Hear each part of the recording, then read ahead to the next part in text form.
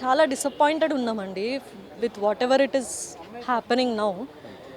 ఒక్కొక్కరు ఒక్కొక్క విధంగా మాట్లాడడము, అసలు మా గురించి ఎవరికి ఏం తెలీదు, వాళ్ళు ఎప్పుడు వచ్చి మమ్మల్ని చూడలేదు, మాతో మాట్లాడలేదు. కానీ ఈ విధమైన ఆరోపణలు చేయడము కరెక్ట్ కాదనిపిస్తుందండి. ఎందుకంటే మేమేం అంత ఇచ్చుకునే వాళ్ళం కాదు. నేను కూడా 2021 నుండి నా జాబ్ ఏదో నేను చేసుకుంటున్నాను. సరే నోటిఫికేషన్ వచ్చింది కదా రాద్దామని అనుకున్నాం మేము.